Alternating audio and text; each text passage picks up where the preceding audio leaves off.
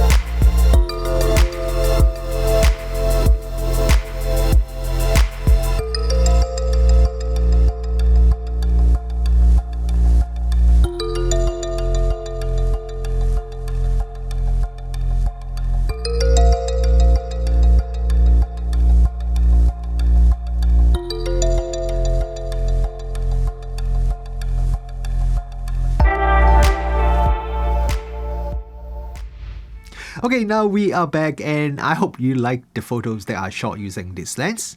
This Laowa 10mm f4 Bokeh lens is designed for APS-C mirrorless cameras. It is available for the Canon RF, Nikon Z, Sony E, L-mount and also Fuji X. And the one that I'm holding is the black version for Fuji, but all the different versions should have the same identical optical performance, and there's also a silver version as well. Laowa called this lens a Bokeh lens, but basically it is a really compact pancake lens and it is only about 2.5 cm or 1 inch thick. Look at the size of the lens mounted on the Fujifilm X-T3. It is really compact. The lens is made of metal and it feels very solid. It is a completely mechanical manual focus lens with no electronic features, so there's no EXIF data of the lens information recorded when you take the photo. There is a large aperture ring at the back, which goes from the maximum aperture f4 to f22, and it is 1 click per stop. We have the manual focus ring at the front, and the manual focus ring is very smooth. Focus flow is just a little bit over 90 degrees, but most of the travel is between 0.1 meter to 1 meter. The length of the lens doesn't change when I change the focus distance, which is a little bit surprising, but of course I'm not complaining. The lens has a small 37mm front filter thread. The design of this lens is very basic, but it is a very well made lens. When I pair it with this Fujifilm X-T3, it just feels fantastic. The only minor complaint I have is that the markings on the lens are just printed. I would like to see them engraved instead.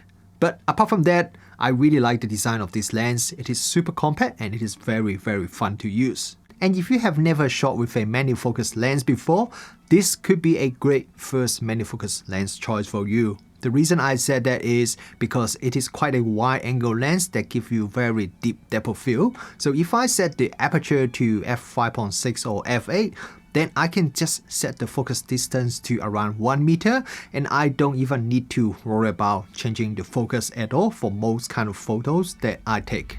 This lens minimum focus distance is about 10 cm or 4 inches, which is pretty close, and that will give you the maximum magnification ratio of 0.15 times.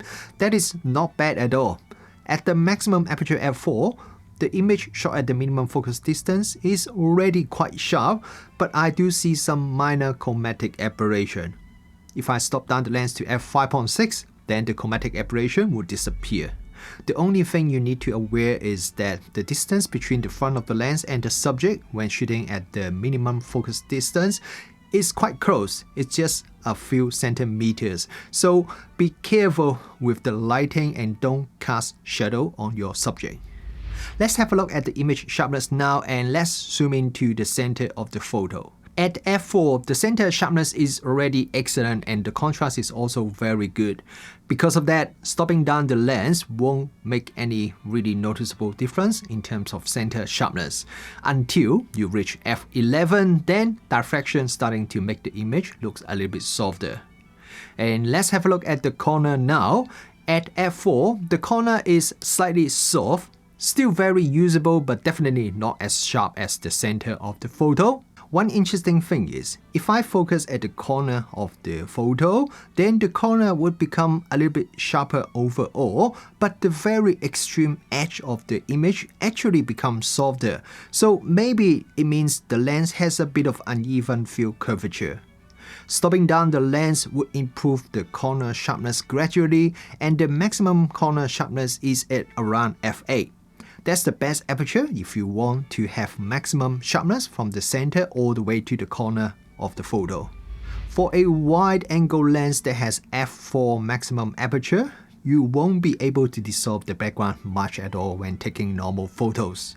However, if you are shooting at the minimum focus distance, then you could still dissolve the background quite a bit and get a bit of background bokeh. The bokeh looks alright to me. It's not really nervous or anything bad at all, but at the same time, I can't say it looks really attractive. So yeah, it's alright, I guess. Vignetting is usually the biggest weakness of a pancake lens because of its very compact design. So let's see if this Laowa cookie lens would also suffer in this area or not. At f4, there is quite a bit of vignetting, as you can see in this test photo. And stop down the lens to f5.6, vignetting becomes quite a bit better, and from f8 onwards, vignetting is not really that noticeable. So while vignetting is definitely not the strongest area of this lens, but I have used quite a few pancake lens that has a lot worse vignetting performance. For an ultra wide angle pancake lens, this Laowa lens vignetting performance is actually quite a bit better than what I'd expected. When I check the photos that I shot with this Laowa lens, I don't really see much color fringing at all. Even the very high contrast photos, I don't see any ugly chromatic aberration. The most I see is just a very tiny bit of color fringing, but it is very minor and I can only see it when I zoom in the photo and do some pixel peeping.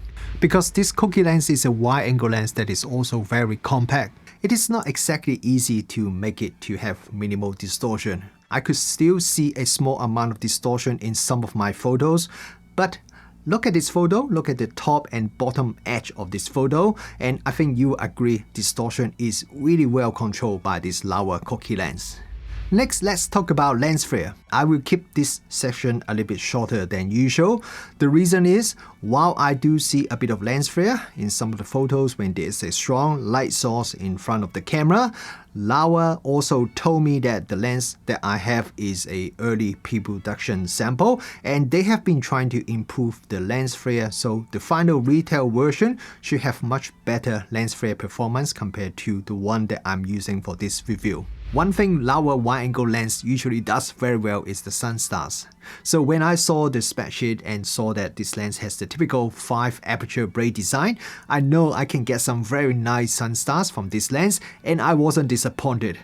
Stop down the lens slightly to f5.6 and you can already see some nice looking 10-point Sunstars in your photo. And as you stop down the lens further, the Sunstars become sharper and the tails get longer. So if you are someone like me who loves 10-point Sunstars, you will love this Laowa 10mm cookie lens. If you are planning to shoot some video using this lens has quite minimal focus breathing. Let's have a look at this test footage when I change the focus from 1 meter to infinity. The amount of focus breathing is really quite minimal. Wide-angle lens is one of Laowa's strongest area, and they also love creating compact lenses. So this Laowa 10mm f4 cookie lens is exactly the type of lens I would expect from Laowa. It is very small, wide angle, and is very fun to use. To be honest, I didn't have really high expectation about the image quality of this lens, as most of the pancake lens that I review usually have pretty average image quality and usually there are a few major weaknesses for example, the corner sharpness or vignetting. So I was a bit surprised when I checked the photos that I shot with this lens and found out this lens doesn't really suffer much in these areas at all. As a pancake or Laowa called it cookie lens, the overall image quality is really not bad. Usually a wide-angle lens is quite large and heavy with a big front element. So if you want a wide-angle lens for your APS-C camera but don't want to carry a big heavy lens, this Laowa lens would be perfect for you. Yes, the f4 maximum aperture isn't really that fast, but if you shoot landscape photo, then f4 is not a problem at all. After spending the last few weeks shooting with this Laowa 10mm cookie lens, I really enjoyed it even though it's not really my favorite focal length. So I would really like to see more similar pancake lenses from Laowa in the future.